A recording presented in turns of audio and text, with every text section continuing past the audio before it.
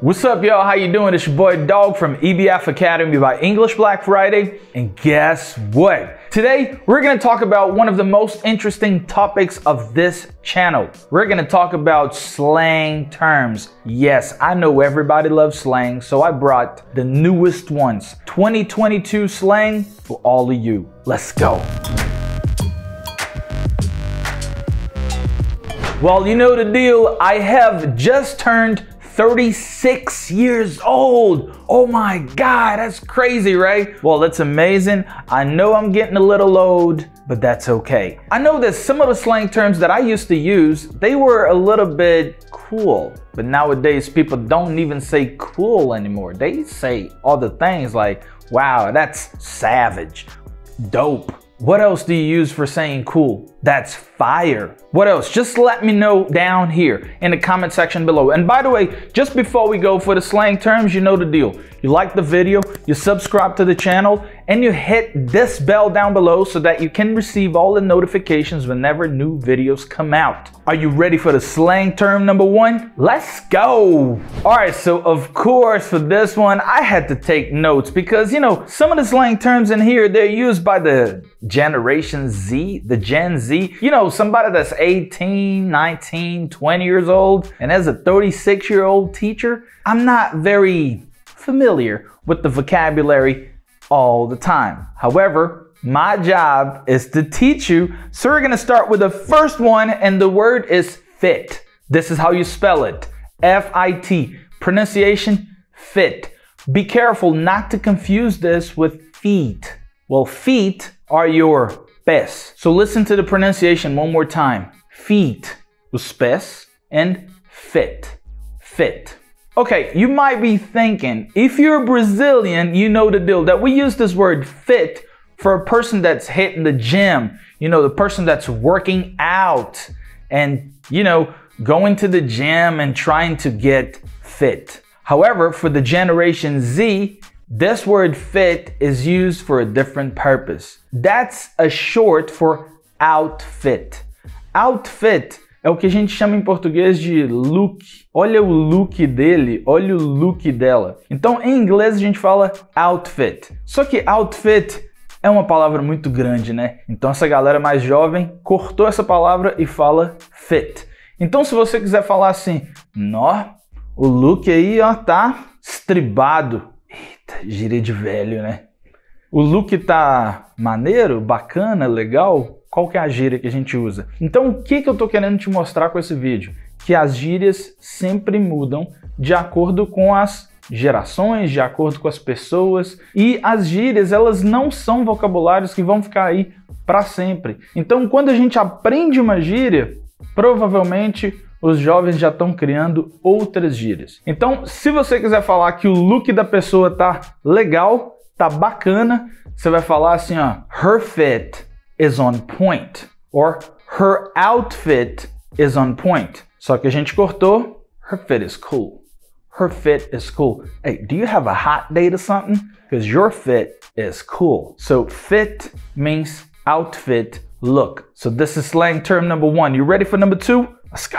All right, for this slang term number two, we're gonna talk about relationship. You know, relationship is when you and your partner get together for this romantic relation. So some people might say that, eu tô namorando. Okay, we're dating, we're going out together, we're seeing each other, but sometimes we don't know exactly what that kind of relationship is. So, you know, man, we're in a situation that's complicated. A situation that's complicated. Remember that back in the day when you're using Facebook, because I know you guys don't use Facebook as often anymore. Well, you would say, I am in a commitment, or I am committed to someone, or I am in a serious relationship. And there was one of the status in there that was like, it's complicated, which means that you might be going out with someone, but you don't have a relationship yet. So that's a complicated situation, and that is called a situationship. A situationship is when you don't really know what kind of relationship you have. So just like, hey man, I saw that you and Monica are going out together. You guys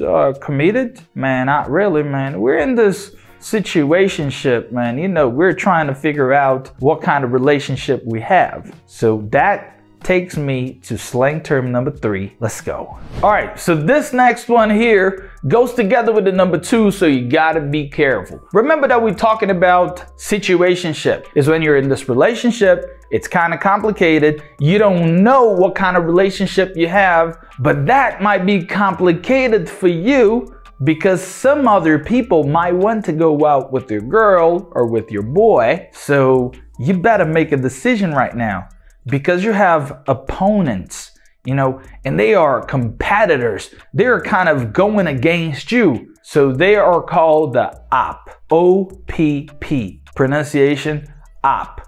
So if you have a person that's going against you, this person is your opponent or simply the OPP. You go like this. Hey man, I don't want to go out with that guy anymore, man. I mean, it seems like he's always looking at my girlfriend differently, man. I think like he's in the OP category. Man, he's an OP. I don't want to be hanging around with an OP. So OP is the opponent. You ready for the number 4? Hey, don't forget, like this video before we go to the number 4. Come on, it's a lot of work here, and this really motivates me to continue making videos for you. So let's go get ready for the number 4. And since we're talking about generations in here, we're gonna talk about some of those bedtime stories that our parents used to tell us. Remember the story, The Hare and the Tortoise? Well, The Hare and the Tortoise is that story in Portuguese that we say a lebre e a tartaruga, or o coelho e a tartaruga. And be careful with the pronunciation of this word. This is hare, H-A-R-E, which means lebre. And this is hare, H-A-I-R. They have the same pronunciation, which means that they are homophones. Homo means the same, and phone means the sound. So homophones, the same sound. Hare and hare. Sound good? All right, so let's talk about the hare and the tortoise. The hare is the lebre, which is a very fast animal. It runs very fast. And the tortoise is very slow. So imagine this conversation. The tortoise came up to the hare. Yo, what's up, man? Look, I was thinking about something. Would you like to go on a race with me? That is going to be awesome because we can run and I bet you can't beat me. Imagine the hare looking at the tortoise going like this. Are you serious about this, man? You sure you want to go on a race with me? Because that's going to be crazy. Because you know I run way faster than you do. And the tortoise was like this. Well, it sounds like you a little bit afraid. Are you scared?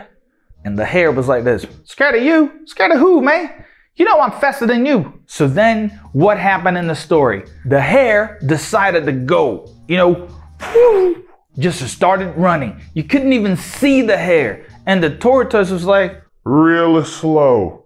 And of course, everybody knew that the hare would be the winner, right? So the hare decided to take a little break and slept.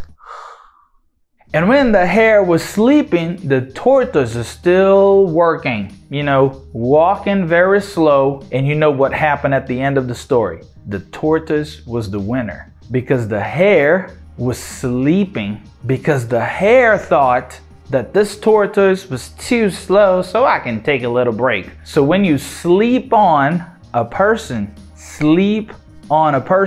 is when you overlook the person. You kind of underestimate the capacity of the other person. So just go like this, man. Yeah, man, you're looking at the girl over there, man. She looks so serious and all that, but you gotta see her dancing, man. She got crazy moves. Don't sleep on her, because I heard that she was one of the dancers for Rihanna. Don't sleep on that girl, man. Like, yeah.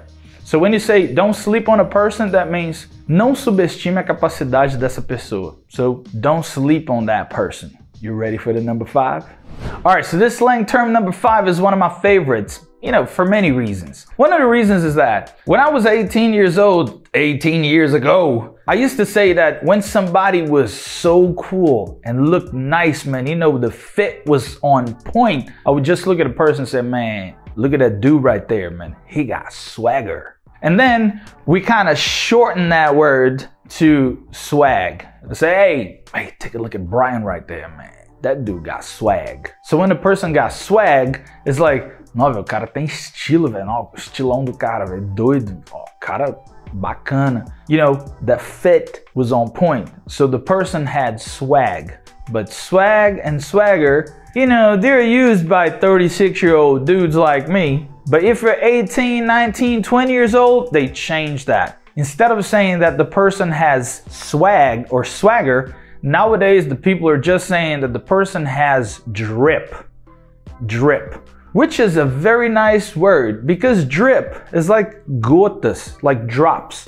Drip. So back in the day, we also used to say that, yo, take a look at that woman right there, man. She got swag dripping all over the place. Porque ela tinha um estilo, né, que tava até caindo gotas do estilo dela no lugar todo. Nossa, que doido, velho. Olha só a roupa dela, olha a maquiagem dela, tal, mulher cheia de estilo. So you'd say that back in the day. But nowadays, because we're shortening all the words, instead of saying that she has swag dripping all over the place, we just say she has drip or she got drip, man. Take a look. Simple. And you know, that's how the slang terms work. That's funny, right? Because like sometimes you have like a big old expression and then that expression is shortened to just a simple word. For example, the word opponent, that you shorten it and it becomes just op. Well, okay, that was supposed to be the last slang term, but you know the deal, man. I always got bonus for you. So you ready for the bonus? Check it out. Well, this one here is very interesting. You know that young people, they always bring something else, right? Let's say, back in the day, people used to wear a cap. And then the cool kids back in the day, they just turned the cap backwards. And they were wearing the cap backwards. So then people might look at them and say, man, the purpose of a cap is to protect your eyes from the sun. So when you turn it backwards, you're not going to protect, but now they're not protecting themselves. They just want to look cool. They just want to look fresh, hot. So then they just change that style. And sometimes you just look at them, man, that looks really cool. Take a look at that. So when something is used or worn differently. So when you look at a person and go like this, hey bro, the cap right there, man. When I see that you're wearing that backwards, man, that hits different. That hits different as like, in Portuguese, I've seen people using like, nossa, ficou estranho, velho. Mas estranho de uma forma positiva. So when something hits different, it's something that is different, but in a positive way, okay? So look at this, you know the deal. Since you're talking about hit, you know, if you like this video, subscribe, that hits different because you got a lot of drip and I'm about to leave right now. And I'm gonna do just like the tree and leave. Oh, that's old. See you then.